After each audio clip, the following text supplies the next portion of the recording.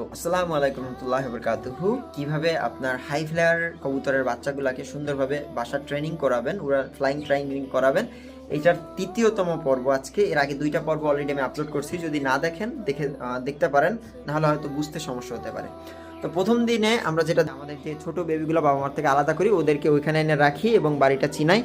এবং তৃতীয় ধাপে আমি যেটা করি, যে কবুতরগুলা এই রুমে অভ্যস্ত হয়ে যায় কিভাবে খাবার পানি খেতে হবে এবং কিভাবে ঢুকতে হবে বেরোইতে হবে, এই জিনিসটা যখন এখান থেকে অভ্যস্ত হয়ে যায়, এরপরে আমি যে কাজটা করি, ওই কবুতরগুলাকে আমি আমার এই রুমের এই সাইডে নিয়ে আসি।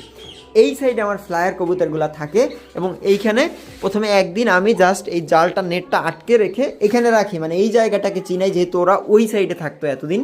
তো এইখানে একদিন রাখি আমি।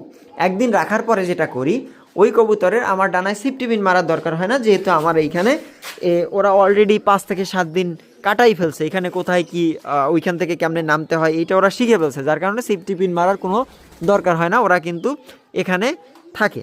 তো এইবারে আমি যেটা করব, আমার তৃতীয় স্টেপটা কমপ্লিট যখন এই জায়গাটাতে আপ ডাউন এখান থেকে এখানে ওরা চিনে ফেলবে, তো তখন আমি যেটা করব, এখন এই কবুতরগুলাকে আমি কিন্তু ছেড়ে দিব এই জায়গায়, কিন্তু কোনো প্রকার ধাওয়া দিব না, কিচ্ছু করব না, আমি কিন্তু ছেড়ে দিব।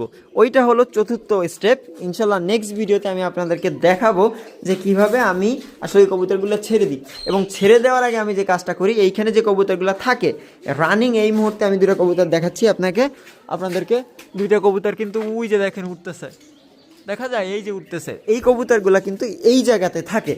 তো এই জায়গাতে ওদের সাথে আগে ওদের পরিচয় করাই দিব, মানুষের মতো, যে এই যে কবুতরগুলো ওড়ে, জানো এরা একে অপরকে চেনে। যখন নতুন ফ্লাইং করাইতে যাব, এদিক ওদিকে চলে গেলেও ওদের দেখা দেখি যেন ফিরে আসে।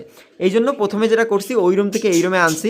এরপর এইখানে যে কবুতরগুলো বাসা চিনে, ওদের সাথে ওদেরকে পরিচয় করাই দিব, যে আপনার ওদের সাথে যাতে দূর থেকে দেখে বা চিনে যে এরা এই বাসার কবুতর, ওদের দেখা দেখি বাসায় ফেরত আসতে পারে।